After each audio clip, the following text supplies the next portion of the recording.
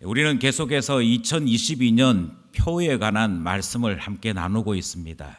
2022년 표어는 계속 말씀드리는 대로 우리에게 회복 주시기를 원하여 믿음으로 돌아가자 하는 표를 가지고 있습니다. 그리고 세부적으로 세 개의 실천사항을 가지고 있는데요. 우리는 하나님 앞에 예배의 자리로 돌아가야 할 것을 실천하고자 합니다. 예배의 자리로 돌아간다는 것은 하나님을 경외하는 자 되는 것이라 그렇게 말씀을 들었고요. 지난주에는 기도의 자리로 돌아가자라는 말씀을 드렸습니다. 그리고 이 기도는 하나님을 사랑함으로 하나님과 대화하는 자 되어야 할 것을 말씀을 통해 들었던 것이지요. 오늘은 마지막으로 헌신의 자리로 돌아가자 하는 말씀을 들으려고 합니다. 그리고 우리는 이 헌신의 자리로 돌아가자 하는 말씀의 교훈을 시편 110편에서 찾으려고 하는 것이지요. 이 말씀 안으로 들어가기 전에 먼저 우리가 발견하기 원하는 것은 우리의 실존에 관한 것입니다. 우리는 어떻게 살고 있는가? 우리 자신들의 삶은 어떠한가 하는 것을 명확하게 분명하게 볼 수 있어야 할 것입니다. 만약 이것이 분명하게 보이지 않으면 아무리 아름다운 말로 권면한다 할지라도 나 자신이 나는 그렇게 살고 있어 라고 하는 착각 속에서 말씀을 내 마음속에 두지 아니한 채 걸러버리기 때문입니다. 그러면 우리는 어떻게 살고 있는가? 우리의 실존에 대해 명확하게 알아야 하는 것이겠지요. 우리의 삶을, 모든 사람들의 삶을 두 가지로 딱 나누어서 설명드릴 수 있습니다. 이것은 예외 없이 이 세상을 살고 있는 모든 사람들의 삶이 저는 딱 두 가지로 나누어진다라고 생각합니다. 첫 번째는 덕질하는 삶입니다. 두 번째는 뻘짓하는 삶입니다. 이게 하나는 이렇게 요즘 용어라서 어른들은 잘 모르실 수 있습니다. 일본 말에 오타쿠라고 하는 것이 있거든요. 그 오타쿠라고 하는 일본 말을 그나마 한국식으로 한자 발음식으로 푸른 것이 오덕후라고 부릅니다. 그냥 원래는 오타쿠인데 이 오타쿠라고 하는 게 이제 소위 말해서 자기가 꽂혀 있는 거기에 몰입해서 거기에만 붙들려 사는 사람들을 이야기합니다. 예를 들어서 어떤 만화책의 어떤 주인공을 좋아하면 거기에 꽂혀서 그것만 보는 사람, 또는 그 사람이 하는 행동, 거기에 나와 있는 캐릭터를 그대로 흉내내기 원하는 그런 특성을 가지고 있는 사람들을 일본에서는 오타쿠라고 불렀던 것이지요. 그걸 우리식으로 얘기하면 펜질, 우리식은 아니군요. 일본 영어 일본 말에서 좀 벗어나서 그나마 이제 뭐 영어 표현으로 하자면 뭐 펜보이, 펜걸 이렇게 불려질 수 있는 용어들인데 굳이 이거를 한자 발음해서 오덕후 이렇게 부르다가 오자 빼버리고 덕후들이라 이렇게 젊은이들이 부릅니다. 그리고 그 덕후들이 하는 짓을 덕질이라 그렇게 부르는 것이지요. 제가 뭐라고 말씀드렸냐면 사람들의 행동이 크게 두 가지로 딱 나누어진다 말씀드렸습니다. 하나는 덕질입니다. 덕질이란 내가 좋아서 나의 삶의 모든 결정들마다 내가 기준이 되는 삶입니다. 내가 좋아야 하는 것이지. 그래서 늘 하는 얘기가, 입에서 늘 나오는 얘기가 나와 무슨 상관이 있어요? 이 말은 내가 기쁨이 아닌데, 내가 좋아하는 일이 아닌데 굳이 왜 그걸 해야 되느냐라는 말이고, 이런 말들을 자주 하는 사람들의 삶의 행동은, 정체성은 덕질입니다. 나는 어떤 일을 하겠다는 것이냐? 나는 내가 좋아하는 것만 하겠다는 것입니다. 철저하게 자기중심적인 사람이지.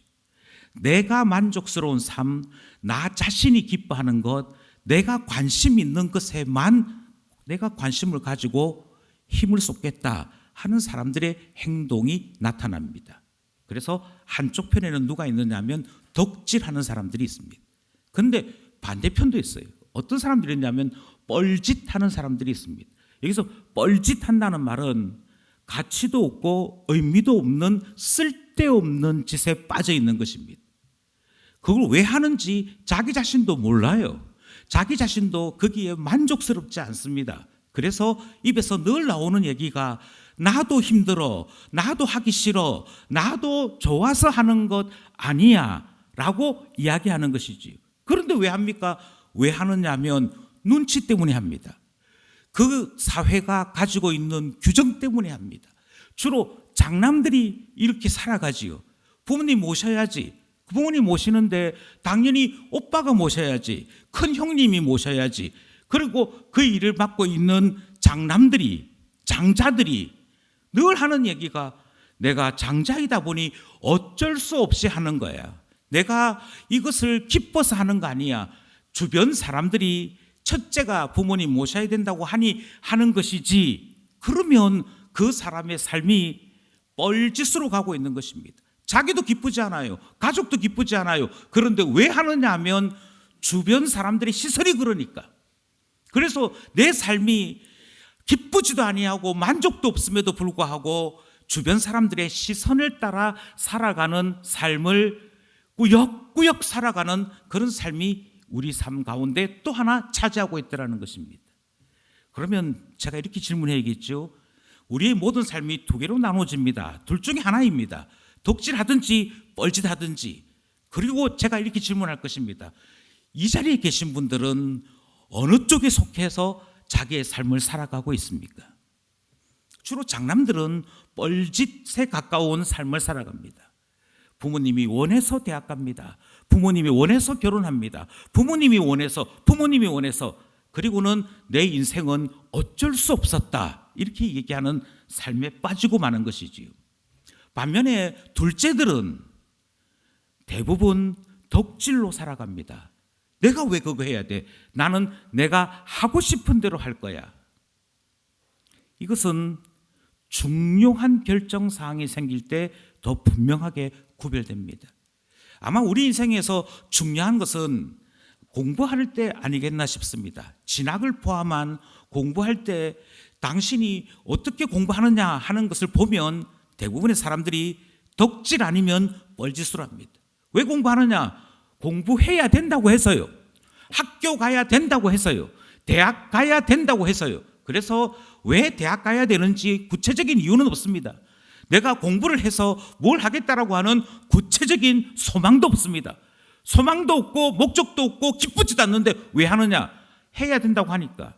그래서 주변 사람들이 해야 된다고 하는 그것 따라서 수능을 잘하는 사람, 우리는 이런 사람들을 착한 사람이라고 부릅니다. 하지만 엄격하게 얘기하면 자기 삶의 만족도, 자기 삶의 방향도 없이 주변 사람들이 특별히 부모님이 시키는 대로 살아가는 삶을 살 뿐입니다. 그리고 나중에 후회하지요. 나는 사실 이거 하고 싶었어. 그런데 부모님들이 이거 했다가는 난리 날 것 같아서 부모님이 원하는 대로 살다 보니 여기까지 왔네 하는 식이 되고 마는 것이지요. 당신 왜 공부합니까? 당신 왜 대학 가려고 합니까? 당신 왜 이 일을 하려고 합니까? 왜 이 직업을 가지려고 합니까? 여기서 등장을 하지요. 반대가 있어요. 반대가 무엇이냐면 나 공부하기 싫어. 그래서 공부 안 하겠다는 겁니다. 왜 공부 안 하느냐? 내가 싫으니까. 내가 싫으면 공부도 안 할 수 있고, 내가 싫으면 집도 나갈 수 있고, 내가 싫으면 얼마든지 내 뜻대로 내 마음대로 살겠다라고 하는 것은 그것은 덕질이지요. 그리고 지금까지 나를 사랑해 준 사람들의 그 사랑에 대해 일말의 미련도 관심도 없이 그저 자기 자신의 만족만을 추구하며 살아가는 삶이 들어가는 것입니다. 공부만 그럴까요? 그렇지 않습니다. 반대로 부모님들이 자녀를 양육할 때에도 똑같이 등장합니다. 내가 원해서 자녀를 자꾸만 가르치려고 할 때가 있습니다. 나는 가난해서 대학을 못 갔어. 나는 공부하고 싶었는데 공부를 못했어. 그러니 너 공부해야 돼. 내 삶을 내 자녀에게 일방적으로 요구하는 것은 덕질입니다. 그것은 자녀가 행복하기 때문에 하는 것이 아니라 나의 만족을 위해서 합니다. 나의 기쁨을 위해서 합니다. 아니, 그것만 있느냐? 그렇지 않고 뻘짓도 있습니다. 자녀에 대해서 무관심한 거죠. 네 인생 네가 알아 살아. 네 인생 네가 알아 살아야 될 이유는 내 인생이 아니기 때문입니다. 어디 쪽입니까? 어느 것입니까? 우리의 삶 가운데 이것만 갈라서져 있느냐? 그렇지 않지요. 또 하나가 신앙생활에도 마찬가지입니다. 신앙생활에서 우리는 신앙인이라면, 교회의 직분자라면 이렇게 살아야 된다 하는 규정들을 만날 때가 있습니다. 적어도 내가 교회 집사인데 그래도 기도하는 모습은 보여줘야 되지 않겠느냐. 내가 적어도 교회 집사인데 교회에서 계속해서 주중에 성경 읽어라, 또 우리가 지금 배우고 있는 공과를 따라서 공부하자, 이런 이야기 할 때 내 마음속에 내가 이걸 왜 해? 그래서 목장 모임에도 참여도 하지 않고 많은 사람들이 해야 된다고 하는데도 불구하고 나는 목장 모임에 갔더니 마음이 답답해서 내가 좋아하는 그런 모임이 아니어서 나는 참여하고 싶지 않아요. 이렇게 교회 생활을 하시는 분이 있다면 인정하셔야 될 것이 하나 있습니다. 그분의 삶은 덕질로 채워진 삶입니다. 내 만족과 내 기쁨이 모든 것의 판단 기준이죠. 따라서 신앙생활에서도 이것은 그대로 등장합니다. 일목장으로 가셔야겠습니다. 일목장 싫어요. 싫대요. 왜 싫으냐고 물었더니 거기 가면 성경 많이 공부해야 되고 큐티 매일 해야 되고 또 그거 글 올려가지고 나눠야 되는데 저는 그런 깝깝한 목장 생활 싫어요. 이렇게 생각하고 이렇게 판단하는 것은 다시 말씀드립니다. 덕질하는 거예요. 여전히 내 인생의 주인이 나라고 생각하고 있기 때문에 그렇게 사는 것입니다. 반대가 있다니까요. 신앙생활 하는데 당신은 왜 이 목장을 신청하셨습니까? 보니까 이 목장에 아무도 신청 안 하는 것 같았어요.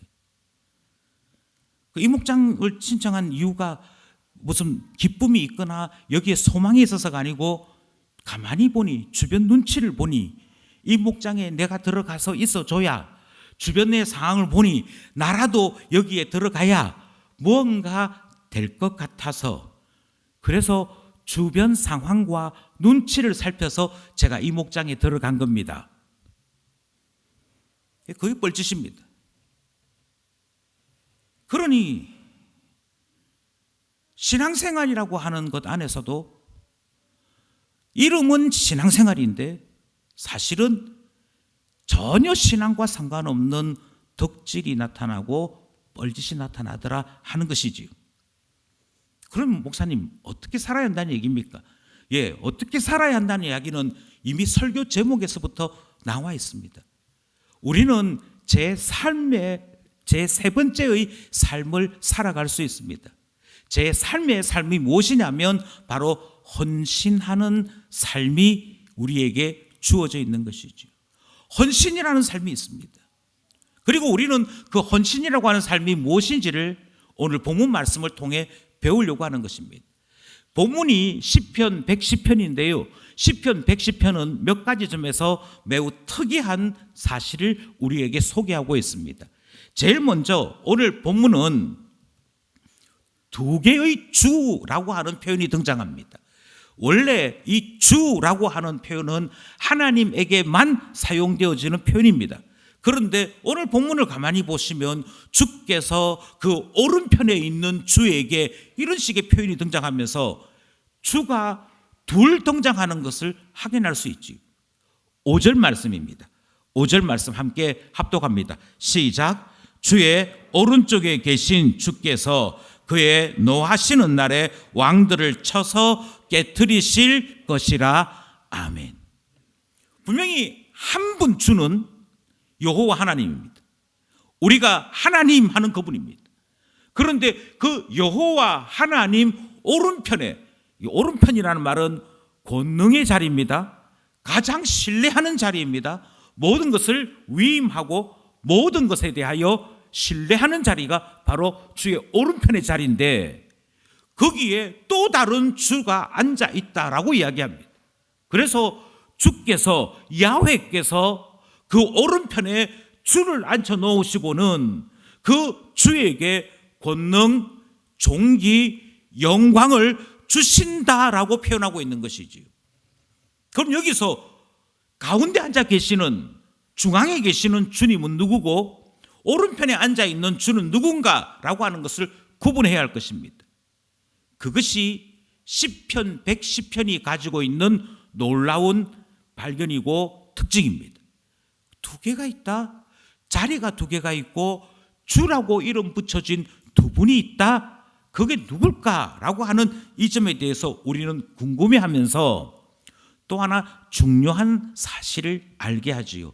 그것은 두 번째로 다윗이 바로 그 오른편에 계신 주를 찬송하는 것으로 등장합니다.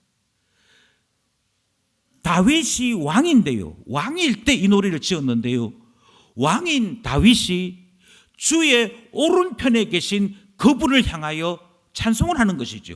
2절 말씀입니다. 2절 함께 합독합시다. 시작. 여호와께서 시온에서부터 주의 권능의 큐를 내보내시리니 주는 원수들 중에서 다스리소서. 여기에 등장하는 오른편에 계신 주는 왕을 이야기합니다.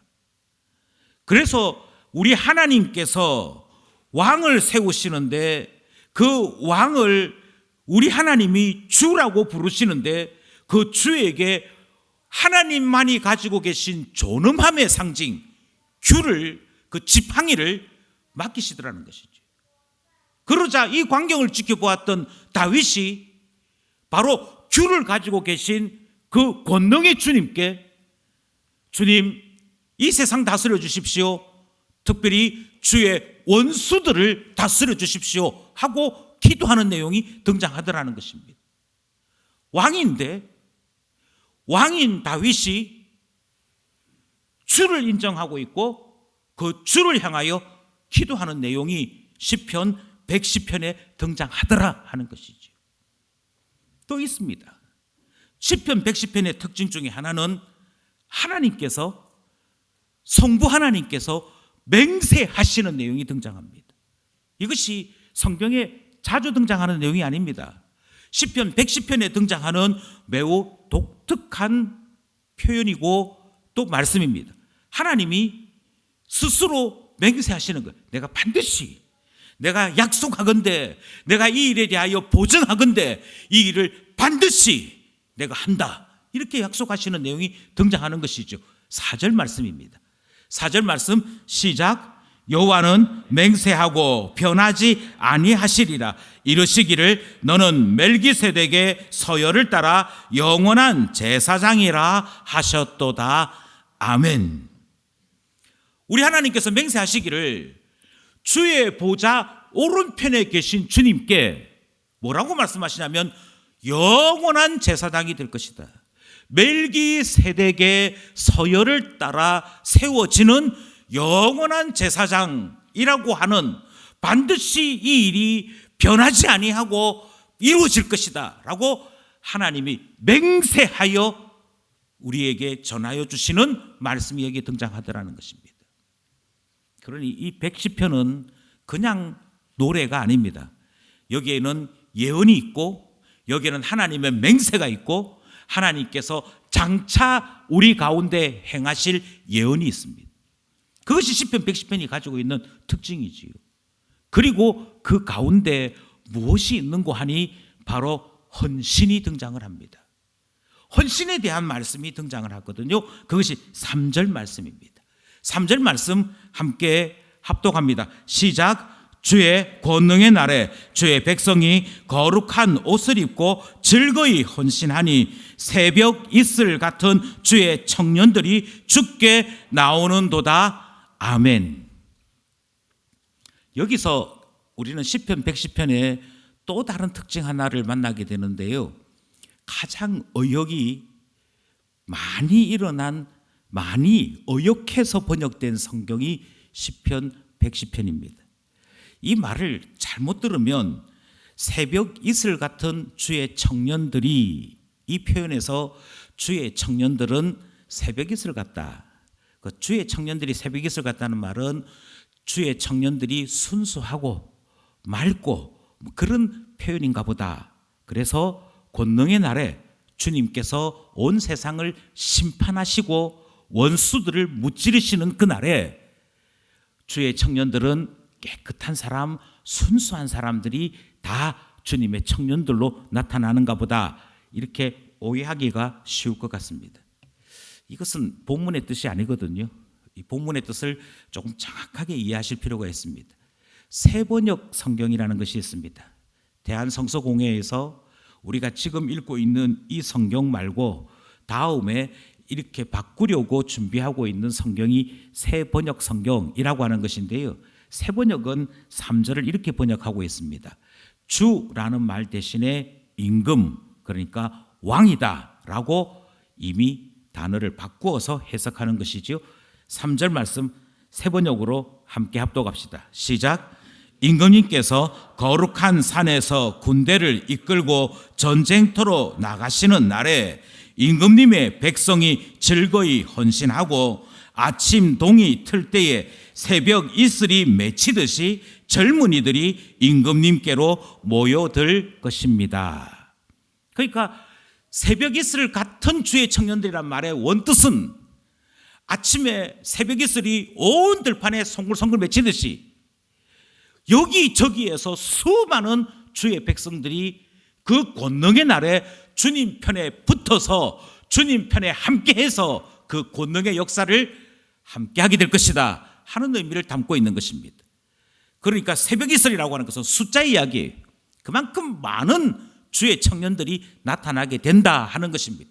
그리고 여기에 등장하는 가장 중요한 표현은 주님의 권능의 날에 함께하는 자들이 반드시 있더라 하시는 말씀이지요. 그 권능의 날은 전쟁하는 날입니다. 그 권능의 날은 싸우시는 날입니다. 우리 주 예수 그리스도께서 앞장서서 악과 싸우시고 죄와 싸우시고 사탄과 더불어 싸우시는 최후 심판의 날입니다. 그때 주의 청년들이 여기저기에서 나타나 주님의 깃발 아래 함께하는 놀라운 일이 일어나는데, 이 현상을 두고 성경이 뭐라고 번역했느냐면 헌신한다 이렇게 표현했다는 것입니다. 주의 청년들이 그때 무수히 쏟아져 나와 즐겁게 헌신할 것이다 이렇게 말씀하시더라는 것이죠. 여기서 우리가 주목하고자 하는 것은 이 시편 110편이 많은 특징을 가지고 있고 살펴볼 것이 너무도 많은 시편이지만 그 가운데 가장 중요한 단어인 헌신에 대해서만 살펴보려고 하는 것입니다.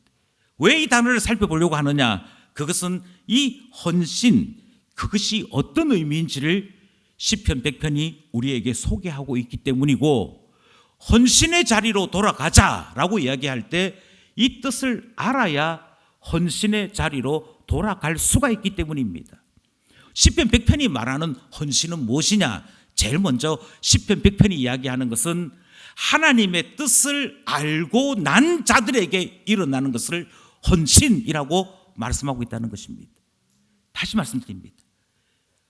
주가 계신데요, 우리 하나님이 오른쪽에 앉혀놓으신 주님이 계신데요, 그리고 그 주님에게 우리 성부 하나님이 규를 맡기시고 권능의 자리를 맡겨놓으시고 오른쪽 자리를 맡겨놓으시고 난 다음에 그의 날, 곧 오른쪽에 계신 주님의 날을 권능의 날이라, 심판의 날이라 그렇게 이름 붙이셨고 그 날이 반드시 온다라고 말씀하셨다는 것입니다. 그러자 우리 주 예수 그리스도께서 그 권능의 자리에 계신 우리 주님이 반드시 다시 오셔서 이 세상을 심판하시는 날이 있구나, 그 사실을 아는 청년들이 있더라는 것이죠.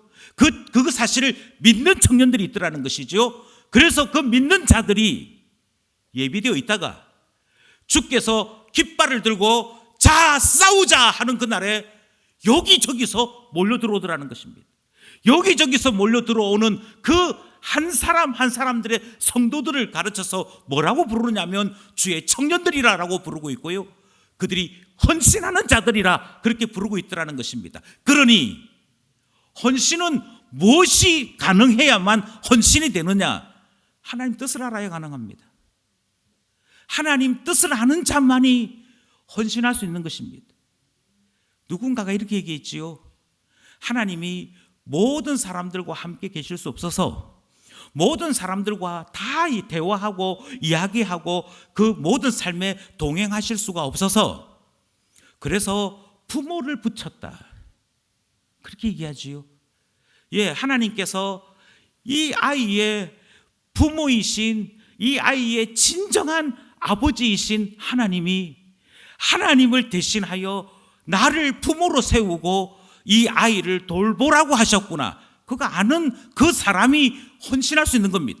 그 사람이 하나님께서 하나님을 대신하여 부모하라 하셨으니, 하나님을 대신하여 양육하라 하셨으니 하나님의 뜻을 따라 제가 부모로 살겠습니다. 그게 헌신이라는 거예요. 그게 헌신이라는 거예요. 그러니 하나님의 뜻을 아는 자에게만 헌신이 일어납니다. 아내의 자리 마찬가지지요. 남편의 자리 마찬가지지요. 우리는 결혼식 할 때 늘 이것에 대해서 교훈을 받습니다. 남편들이요, 당신이 그리스도를 드러내는 사람 되어야 됩니다. 아내들이요, 당신들이 교회를 드러내는 사람 되어야 합니다. 그리고 우리는 이것이 하나님의 뜻이고 그 하나님의 뜻에 따라서 결혼 예식을 치르는 것이고 결혼 언약을 치르는 것임을 우리는 알고 있습니다.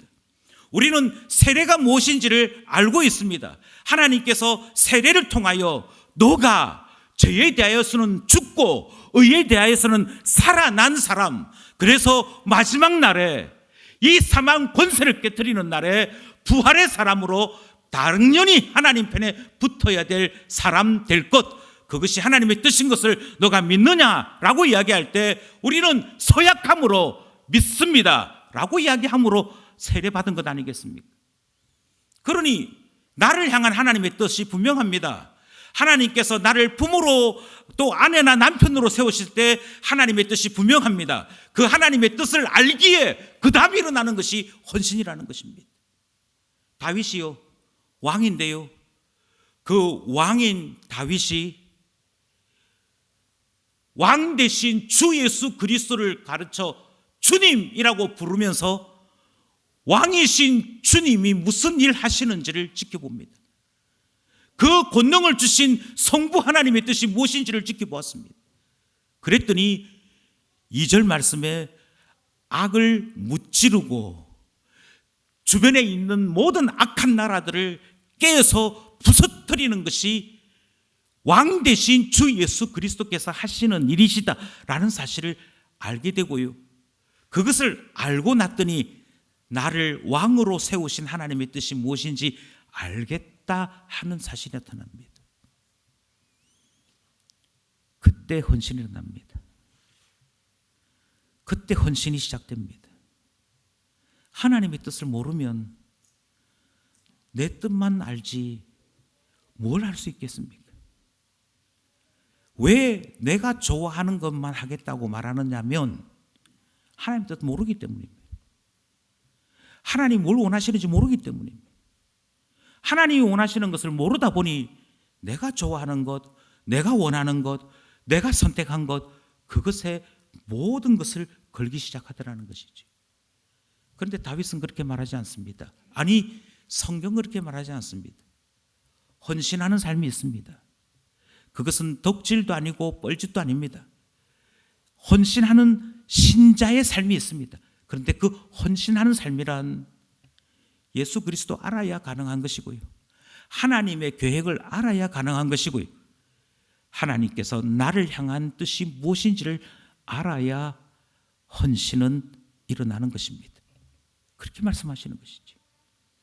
오늘 시편 110편이 이야기하는 헌신의 두 번째 뜻은 바로 예수 그리스도의 권능, 그 권능과 권능의 나를 알기에 일어나는 헌신입니다. 이것은 얼마나 중요한지 모릅니다.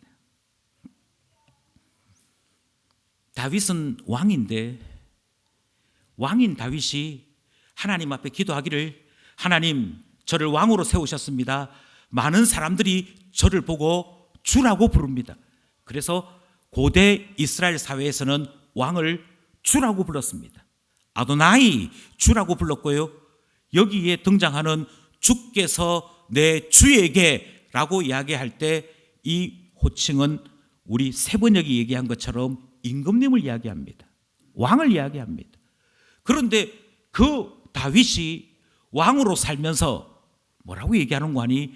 저는 참된 왕이신 예수님을 드러내는 자로 살 뿐이고 비춰주는 자로 살 뿐이고 진짜 왕이신 예수님께서 반드시 나타나셔서 온전케 하시는 날이 있음을 제가 압니다. 그렇게 노래하는 겁니다.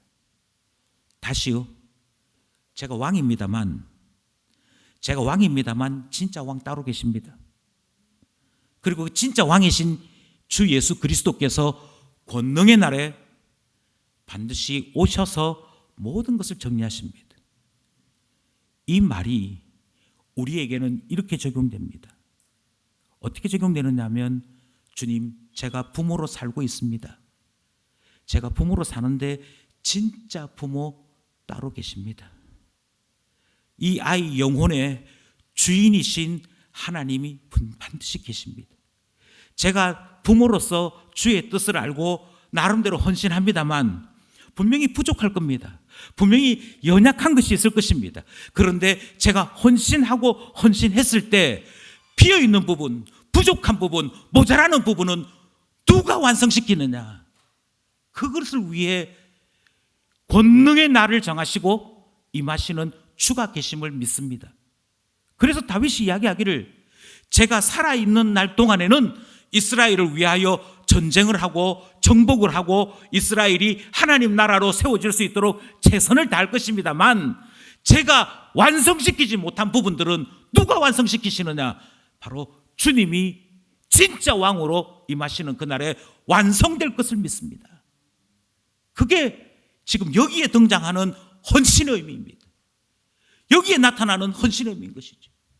그래서 주님께서 너의 눈물을 보았다, 너의 땀을 보았다, 너가 하나님 앞에 얼마만큼 참으로 살았는지를 내가 보았다, 이제는 쉬어라, 내가 하마 하시는 날이 있다는 것입니다. 그날이 있다는 것입니다. 그러므로 여러분, 자녀를 위하여 지금 눈물 흘리는 것을 포기하지 마십시오.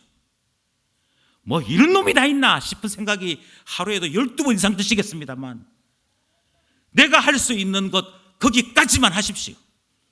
왜냐하면 참되신 왕, 참되신 주께서 권능의 날에 이 모든 것을 온전케 하실 것을 믿기에 우리는 오늘 이 시간 주님의 뜻을 따라 살아가는 헌신을 할 수 있기 때문인 것이지요. 그러므로 지치지 마십시오. 그러므로 무너지지 마십시오. 자꾸만 나의 능력, 나의 것으로 모든 것이 완성되거나 끝날 것처럼 생각하지 마십시오. 그렇지 않습니다. 족장 이삭에게 하나님께서 보여주신 것이 무엇이었습니까? 너의 손으로 야곱이 길러지는 것 아니다. 너가 야곱을 주장하는 것 아니다. 너는 족장으로서 해야 될 일을 해라. 그런데 야곱을 참으로 인도하시고 야곱을 족장으로 만들어내시는 분은 하나님이신 것이 창세기에 기록된 주의 말씀 아니겠습니까? 이제는 우리가 배워야 합니다. 이제는 우리가 알아야 합니다. 아, 내가 완성하는 거 아니구나. 내 능력을 따라서 모든 것이 결정되는 거 아니구나. 나는 그저 왕이신 주님을 대신하여 왕이신 주님의 그림자로서 내 할 일을 할 뿐인 것이고 실체이신 예수 그리스도 오시는 날에 모든 것이 참되게 진실로 드러나게 되는구나. 이 사실을 기억해야만 지금 우리의 자리를 지치지 아니하고 헌신할 수 있는 것입니다. 그러지 않고서야 어떻게 설교자들이 설교할 수 있겠습니까? 그러지 않고서야 어떻게 성도들을 권면하는 장로님들이 장로의 일을 할 수 있겠습니까? 아무리 설교해도 사람이 안 바뀝니다. 아무리 권면해도 사람이 안 바뀝니다. 아마도 제가 부족해서 그런 것 같습니다. 아무래도 제가 능력이 없어서 그런 것 같습니다. 그만둘랍니다. 이게 예수 그리스도의 권능의 날을 모르는 사람들의 생각인 것이죠. 부족함에도 불구하고 여전히 봉사를 계속할 수 있는 이유는 내가 완성자가 아니기 때문이고요. 권능은, 모든 능력은 주 예수 그리스도 그 권능의 날에 나타나실 것임을 믿기에 오늘도 주를 믿는 믿음으로 헌신하게 되는 것 아니겠습니까? 이 자리에 계신 모든 분들이 동일한 마음으로 헌신을 배워나갈 수 있기를 소원합니다. 부모의 자리, 교회에서의 직분, 사회에서 하나님이 내게 맡기신 모든 섬김의 자리, 그 자리에서 반드시 가지셔야 될 마음은 예수 그리스도가 권능의 주님이시다. 반드시 권능의 날이 있다. 그날에 모든 것이 완성될 것이다. 이 사실을 믿음으로 승리하는 우리 모두 될 수 있기를 소원합니다. 세 번째가 있습니다. 세 번째는 바로 그 날을 믿고 주 예수 그리스도의 주되심을 믿기에 주님 앞에 나 자신을 아낌없이 드릴 수 있는 그것을 헌신이라고 부른다는 것입니다. 우리 이 본문에서는 이 의미가 잘 등장하지 않는데요. 원래 헌신한다라고 하는 이 말의 원래 단어의 뜻은 낙헌 제물이라고 하는 뜻입니다. 그 낙헌 제물은 두 가지거든요. 하나는 서원제라고 하는 것이 있고 하나는 자원제라고 하는 것이 있습니다. 그런데 이건 레위기 공부할 때 다시 한번 공부하기로 하고요. 중요한 것은 이 낙헌이라는 말은 즐거움으로 스스로 자원해서 드렸다 하는 뜻입니다. 다시요. 즐거움으로 하나님 앞에 스스로 자원해서 드리는 제물을 낙헌 제물이라고 얘기합니다. 그러니까 주님께서 자, 내가 이제 권능을 행사한다, 모든 것을 심판하겠다 할 때 주님 그 사실을 믿습니다. 주님께서 행하실 것을 믿습니다. 그리고 이 일에 저 자신을 즐거움으로 드립니다. 저를 사용해 주십시오. 주님이 승리하시는 그 전쟁에 저도 동참하기를 원합니다 하면서 자기 자신을 내어놓는 것, 자기 자신을 하나님 앞에 드리는 것을 낙헌 제물이라고 부르는데, 여기에서 이 단어를 낙헌 제물이라고 번역 안 하고 헌신이라고 불렀다는 것입니다. 그러면 우리는 헌신이 무엇인지를 더욱 분명하게 알 수 있습니다. 만약 나의 삶이 어떤 삶이었는지를 다시 한번 곰곰이 생각해 보시면 그 모든 것에는 소위 말하는 즐거움이 어느 쪽에서부터 누리는가 하는 것이 결려 있습니다. 만약에 내가 덕질을 하는 사람이라면 하나님은 모릅니다. 하나님의 뜻도 모릅니다. 권능의 날은 더더군다나 모릅니다. 그런데 뭐만 자꾸 느끼고 있느냐면 나는 내가 내 하고 싶은 대로 살아갈 때 기뻐, 그것만 알고 있기에, 그것만이 즐거움인 줄 알고 있기에 그렇게 사는 것입니다. 반대도 있지요. 반대는 어떤 것이냐면 적어도 사람들 눈치 보면서 사니까 중간쯤은 하더라. 손가락질은 안 당하더라. 그래서 손가락질 당하지 아니하고 좀 애매하지만 사람들 틈에 섞여 사는 것, 그것도 괜찮더라. 오히려 티 나오고 지 맘대로 하다가 욕 듣는 것보다는 이렇게 사는 게 그래도 뭐 그나마 살아가는 인생이지 뭐, 이 재미에 빠져 있기 때문입니다. 그런데요, 저는 이것 말고 제 3의 즐거움을 말씀드리고 싶습니다. 그건 하나님 체험하는 즐거움이지. 주 예수 그리스도를 체험하는 즐거움이지. 하나님께서 나를 만들어 가시는 기적을 체험하는 즐거움이지. 하나님 앞에 하나님의 뜻을 알고 그 하나님의 뜻에 따라 내가 순종했더니, 하나님의 영광을 바라보고 나 자신을 드렸더니 하나님께서 그 속에서 일으키시는 놀라운 일들로 인해 야, 이런 것도 있구나 하는 즐거움이지. 하늘에 속한 즐거움이고요, 하나님께서 만들어 주신 즐거움이고요, 세상 상식을 뒤집는 즐거움입니다.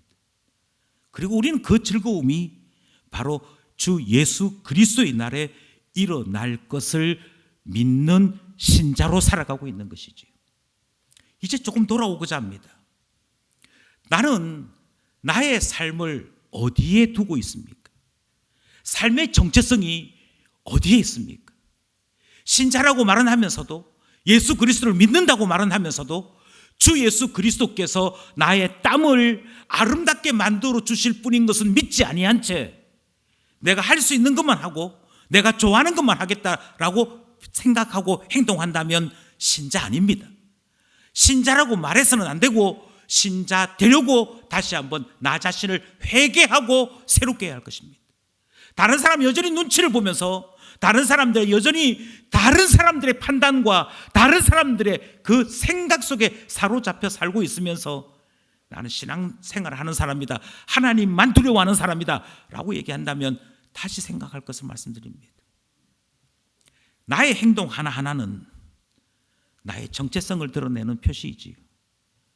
내가 어떻게 봉사하고 있는지 다시 한번 살펴보십시오. 나의 예배는 어떤 것인지 다시 한번 냉정하게 한번 살펴보십시오. 나의 행동은 덕질입니까? 뻘짓입니까? 아니면 헌신입니까? 하나님께서 나를 어머니로 부르셨습니다. 하나님께서 나를 아버지로 부르셨습니다. 하나님께서 나를 남편으로 부르셨고 아내로 부르셨고 교회의 집사로 부르셨고, 하나님께서 나를 이 땅에서 일하는, 하나님께서 세상을 다스리시는 한 영역에, 그 자리에 직분자로 부르셨습니다. 그래서 하나님이 나에게 이 영역을 맡기셨습니다. 그렇게 해서 나 자신을 청지기, 내가 누군가에게 속해 있는 월급쟁이로 살든지, 내가 어떤 사업을 하고 있는 사업가로 살고 있든지 상관없이 하나님은 나를 청지기로 부르셨습니다. 그 사실을 확신하면서 주님이 부르셨으니 헌신합니다, 그렇게 살고 있는 것인지 다시 한번 생각해 보십시오. 만약 나의 삶이 다윗과 달리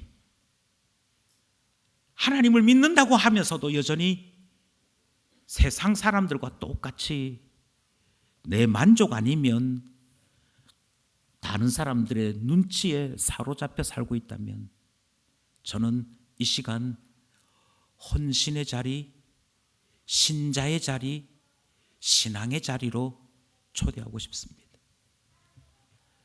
하나님께서 나를 아름답게 완성시킬 그 영광을 바라보시면서 신앙대로 살아가는 자리가 있습니다. 분명히 있습니다.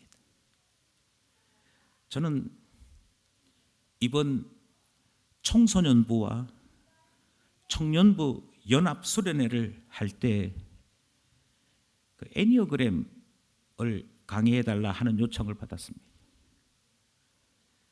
가만히 돌아보니까 이게 마지막으로 한 지가 6년 이상이 되더라고요.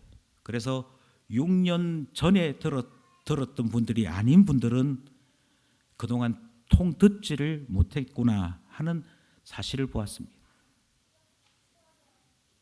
제가 애니어그램을 강의하는 이유는 하나입니다. 하나님께서 내게 주신 은사가 무엇인가? 하나님께서 내게 주신, 하나님께서 내게 나타나게 하신 하나님의 형상이 무엇인가, 그거 찾으려고요. 왜 찾느냐고요? 바로 하나님의 주신 은사 안에 내가 무엇하며 살아야 할 것인지에 대한 하나님의 뜻이 연결되어 있습니다. 내가 어떤 헌신의 사람으로 살아야 할 것인지가 연결되어 있습니다. 그러니 신자로 살기 위해서는 반드시 하나님께서 내게 주신 은사는 무엇이고 하나님이 내게 주신 사명은 무엇인지 알아야 합니다. 그것이 직업을 결정하고요. 그 은사가 결혼을 결정하고요. 그 모든 것이 나의 장래를 결정합니다. 그런데 참 신기하게도 몇 번에 걸쳐서 이런 이야기를 해도 세미나를 해도 관심이 없습니다. 나는 뭐 6시간씩 13시간씩 앉아서 공부하는 거 싫어. 뭐 은사를 아는 것 좋은데 내 성격을 아는 것 좋은데 그게 나하고 무슨 상관이 있어. 예, 그리고는 안 해요. 안 배워요. 하나님의 뜻을 알아야 기도가 됩니다. 그러니 성경을 알아야 되지 않겠습니까? 이야기해도 성경 배우려고 하지 않습니다. 큐티를 도전하지 않습니다. 나눔을 도전하지 않습니다. 그러다가 언제쯤 와서야 이 고민 시작하느냐면 제 앞길이 막막해졌습니다. 제가 누구와 결혼해야 되는지 막막해졌습니다. 제가 어떤 직업을 가져야 되는지 막막해졌습니다. 그리고 이제 와서 하나님이 내 앞길을 보여주지 않는다 이렇게 말한다고 해요. 아닙니다, 여러분. 잘못 배우셨습니다. 덕질로 살거나 뻘짓으로 살다가 어느 날 하나님 앞에 내 길을 보여주십시오 그렇게 말하는 것은 앞뒤가 맞지 않는 이야기입니다. 왜 신앙대로 사는 길을 제대로 배우지 아니하고 내 마음대로 결정하고 내 편한 대로 결정해 놓고서는 뒤에 와서 나는 결혼이 안 되고 있어요, 직장이 없어요, 내 앞날이 깜깜해요, 왜 이런 이야기를 하시냐고요. 하나님의 뜻 아십시오. 하나님께서 나를 어디에 부르셨는지, 하나님께서 나를 부르신 곳이 어디인지, 무엇에 나를 쓰시려고 하시는지 아셔야, 하나님의 뜻을 아셔야 헌신할 수 있다니까요. 그 삶이 나의 진짜 삶이 된다니까요. 주께서 마지막 날에 나의 수고를 어떻게 아름답게 하실는지, 어떻게 빛나게 하실는지 그 사실을 믿고 확신하셔야 오늘 고난의 길을, 오늘 연단의 길을 걸어갈 수 있다니까요. 저는 이 말씀을 모든 부모님들과 함께 나누고 싶습니다. 하나님께서 나를 부모로 부르신 것 확신하시고요. 하나님께서 나를 부모로 부르셨기에 하나님께서 이 아이에 대한 계획이 무엇인지, 어떤 은사를 주셨는지, 하나님께서 무엇으로 인도하시기를 원하시는지를 하나님 앞에 물으면서 부모의 역할을 감당하는 그런 우리 모두가 될 수 있기를 원합니다. 그것이 헌신입니다. 사랑하는 직분자 여러분, 하나님께서 기쁜 교회를 왜 세우셨는지, 하나님께서 기쁜 교회를 통하여 하시고자 하시는 일이 무엇인지 아시고, 주께서 권능의 날에 교회를 교회되게 하시는 날에 어떻게 기쁜 교회를 아름답게 완성시키는지 함께 확신하고 꿈꿀 수 있어야 직분자로 살아갈 수 있습니다. 헌신자로 살아갈 수 있습니다. 그리고 우리의 헌신이 어떤 장구한 세월 속에서도 지치지 아니하고 완성을 향해 달려나갈 수 있는 것이지요. 그것이 진짜 헌신이기에 이 시간 다시 한번 부탁하거니와, 덕질도 아니요, 뻘짓도 아닌 예수 그리스도 권능의 나를 바라보며 나 자신을 내어놓을 수 있는 헌신자로 주님께 기쁨으로 즐겁게 스스로 드리는 자로 살아가는 우리 모두 될 수 있기를 간절히 소원합니다. 기도드리겠습니다.